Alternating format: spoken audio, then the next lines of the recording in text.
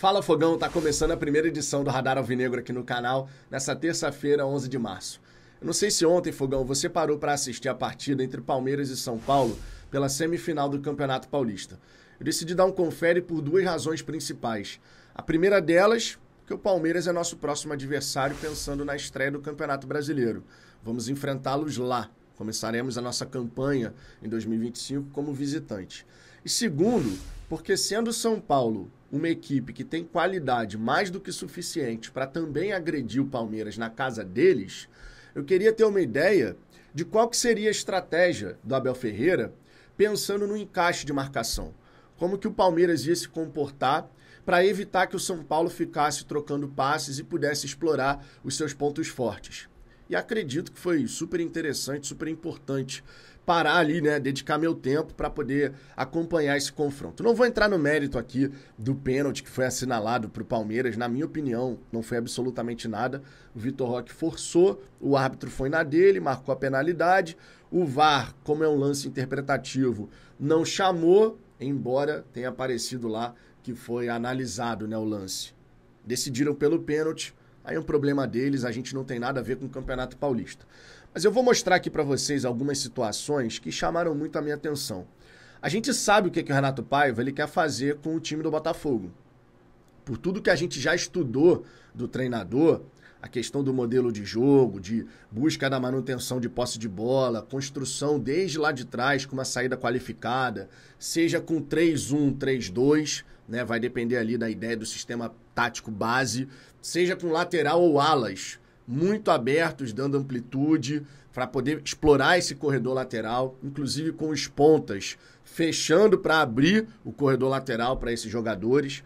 A gente sabe quais são as ideias do Renato Paiva. E a gente espera, claro, que o nosso time ele possa assimilar todos esses conceitos, tudo aquilo que é parte da estratégia de jogo do Renato Paiva da melhor forma possível. A gente não vai ter acesso ao jogo treino contra o Cruzeiro, não saberemos como é que a equipe está evoluindo nesse sentido, então a gente vai ter que aguardar realmente a estreia do Campeonato Brasileiro, a menos, é claro que a diretoria do Botafogo marque um outro jogo treino contra uma equipe de repente mais frágil do que é o Cruzeiro, e aí transmita isso na Botafogo TV, só para a galera ter aquele aperitivo. Não estou acreditando muito nisso contudo, tá? Enfim, vamos ao que interessa. Só que antes de mais nada, eu peço por gentileza para você deixar o seu like, se inscrever aqui no canal. É muito simples, é muito fácil. Para deixar o seu like, basta você clicar no joinha que está aparecendo aqui abaixo do vídeo. Claro, estou falando abaixo do vídeo se você estiver assistindo de um notebook ou então de um smartphone. Se for da sua Smart TV, você vai pegar o controle remoto, vai deixar aparecer aquelas opções ali do vídeo na tela e vai marcar o joinha, beleza?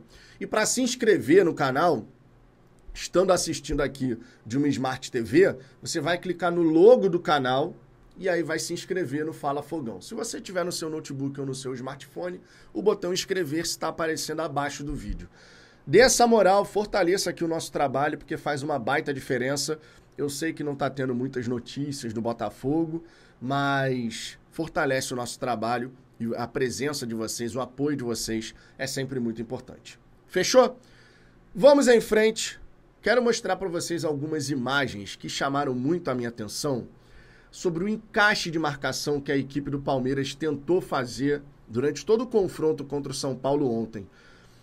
Perseguições pelo corredor central. Isso aconteceu direto. Eles faziam a marcação inicial com o Vitor Roque e o Estevão sendo os dois atacantes mais à frente. Não necessariamente fechados, tá? O Vitor Roque ele tentava se posicionar entre o Arboleda e o zagueiro aqui pela direita, justamente para poder atacar quem fosse receber essa bola. O Arboleda e o Rafael, na maioria das vezes, livres, não recebiam uma pressão ali da equipe do Palmeiras, na maioria das vezes. Tanto é que o Arboleda, vários e vários momentos, ele ficou com a posse da bola, olhando o jogo, o posicionamento dos seus companheiros, só que a marcação do Palmeiras, muito encaixada. Não tem o que eu falei que o Renato Paiva tenta fazer uma saída 3-1 ou 3-2? Saída de 3, aí você tem os dois volantes ou um volante que vai se aproximar aqui. Vai depender do sistema tático base. Se for um 4-2-3-1, um desses três aqui na saída de 3 é o volante, poderia ser o Gregory. E aí o Marlon Freitas encostaria. Se for com 3 zagueiros, a gente não sabe qual vai ser o sistema base que o Renato Paiva vai utilizar ainda. Aí você tem 3 zagueiros e os 2 volantes chegando aqui. Quem fazia isso no São Paulo era o Alisson e o Oscar. Só que o Abel Ferreira ele montou a sua equipe para jogar de tal maneira que o Oscar e o Alisson raramente estavam sem marcação. Raramente estavam livres para receber esse passe do Arboleda, por exemplo. Por quê? Porque o Palmeiras ele fazia a perseguição pelo corredor central. O Rafael Veiga e o Facundo Torres fechavam nos 2 volantes. O Vitor Roque e o Estevão faziam aquela marcação inicial, deixando o Arboleda, na maior parte do tempo, conforme eu disse, livre. Sem fazer essa pressão no zagueiro central da equipe paulista, né? Da equipe do São Paulo, no caso. Né? Os dois são paulistas, né? Enfim, mas fazer esse encaixe de marcação. E o Vanderlan, bem como o Marcos Rocha, eles também subiam para tirar a linha de passe. Ainda não é tão bem encaixada. Isso chamou minha atenção também. O Palmeiras, em vários momentos, ele tentou colocar uma superioridade numérica no campo de defesa do São Paulo, só que aí com os encaixes não tão bem realizados, tiveram oportunidades que o São Paulo conseguiu quebrar essa pressão inicial. Mas chamou bastante a atenção a busca pelo encaixe perfeito. Cada jogador com o seu aqui. Por várias vezes durante o confronto, você via nitidamente que era o zagueiro do São Paulo com a bola, 4 jogadores do São Paulo aqui aparecendo na imagem, 4 do Palmeiras a uma distância de 2 metros. Busca do encaixe. Tirar a linha de passe. Tirar a possibilidade dessa bola ser trabalhada de saída. Forçar a ligação direta. A gente provavelmente vai ver o Palmeiras fazendo isso contra o Botafogo. Porque se o Renato Paiva for jogar lá no Allianz Parque, buscando fazer a saída de bola conforme o São Paulo tentou ontem, trabalhar essa bola desde lá de trás, com troca de passes, a gente vai ter que ter uma movimentação e uma capacidade para quebrar essa marcação, essa pressão inicial muito boa. O gol, por exemplo, do pênalti, a jogada, ela estava com o Palmeiras no campo de ataque, ali marcando o São Paulo. Pressionou a saída, o Arboleda deu um passe meio esquisito aqui para o zagueiro da direita, que agora eu não estou me recordando o nome, o do outro lado é o Alan Franco. O daqui eu não estou lembrando o nome. Aí esse zagueiro dá no Rafael. Só que aí o Estevão sobe, os jogadores do Palmeiras sobem e quando vê, o Arboleda recebe uma bola toda torta do Rafael, a bola vai mais pro Vitor Roque e acaba acontecendo aquela jogada. Então foi muito comum ver o Palmeiras, 5, 6, 7 jogadores fazendo aquela pressão inicial. Mas conforme eu disse, você não tem ainda o encaixe perfeito. Em vários momentos, eles acabaram errando esse encaixe de marcação. E se você tem um time que está sempre disposto a perseguir o marcador, vários momentos, não só volante, cara, lateral, meia, atacante, correndo em direção à meta do São Paulo para fazer a perseguição a quem vai receber a bola. Ou seja, a bola está sendo trabalhada lá atrás, o Arboleda vai dar no zagueiro aqui. Aí o cara vai e corre na direção desse jogador para fazer a pressão já e obrigar ele a voltar. Isso aconteceu em vários momentos da partida. Por que eu acho que é interessante a gente ficar atento a isso? Porque o Botafogo ele vai tentar fazer uma saída qualificada. O Botafogo ele vai provavelmente tentar atrair o Palmeiras para quebrar essa pressão inicial, essa linha de marcação inicial, para explorar o espaço nas costas dessa primeira linha de marcação. E aí eu vou te mostrar essa imagem agora. Perceba quantos jogadores do Palmeiras estão ali no setor da bola. Mas olha que na parte de trás dessa linha inicial tem 3 jogadores do São Paulo e 2 do Palmeiras. E o Lucas, ele fica completamente livre. Completamente livre, não tinha ninguém no Lucas.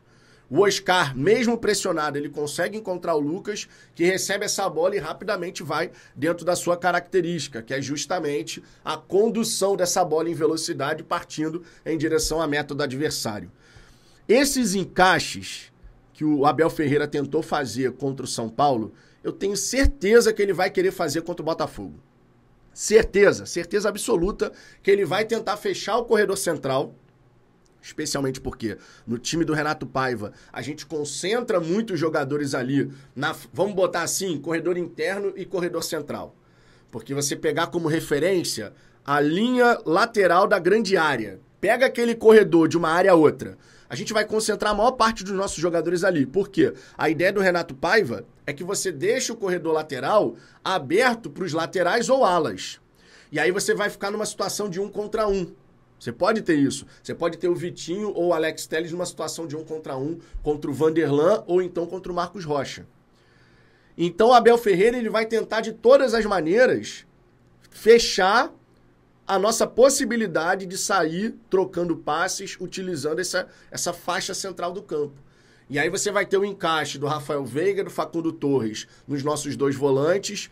Os 2 laterais, claro, vão ter que prestar atenção também nos nossos laterais. E você ainda tem os volantes do Palmeiras. Você ainda tem os outros jogadores ali. Tem zagueiro do Palmeiras que sai na perseguição. O tal do Mikael, que é um novo reforço do Palmeiras, poucas vezes vi fazendo essa perseguição. Ou seja, acaba sempre ficando um ali para poder justamente não deixar um buraco total na zaga. Mas é aquilo. Se você sai na perseguição, trocou passes, conseguiu encaixar, você já ultrapassa. E aí você começa a gerar dificuldade.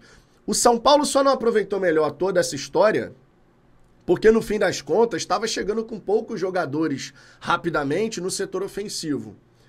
O São Paulo vira e mexe. Tinha Lucas, Luciano, Caleri e o Cedric.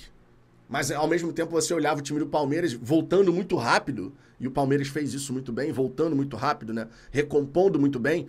O Palmeiras acabava criando uma superioridade, pressionava os jogadores de São Paulo e eles não conseguiam concluir a jogada. Então o Botafogo ele vai ter que estar muito bem preparado para receber essa pressão e para sair dessa pressão. Vai ser um jogo difícil na estreia do Brasileiro, sem dúvida em relação a isso, mas é aquilo. Com qualidade e uma ideia de jogo, um modelo de jogo bem assimilado, você tem totais condições de chegar lá e começar muito bem. Vai ser só o primeiro jogo oficial sob o comando do Renato Paiva. Mesmo que não aconteça o resultado que a gente deseja, que é a vitória, é só o começo de um trabalho, mas acredito que, encaixando direitinho essas ideias, Palmeiras na pressão, Botafogo trocando passes e conseguindo fazer essas tabelas saindo, irmão, a gente vai chegar com boas possibilidades lá na área do adversário. Ainda faltam aí 18 dias para a gente saber se tudo isso vai acontecer, mas eu queria trazer esse conteúdo aqui para vocês porque eu achei que foi bem interessante observar a forma como o Abel Ferreira tentou neutralizar o seu adversário. Provavelmente vai tentar o mesmo com a gente. Fogão, quero saber a sua opinião.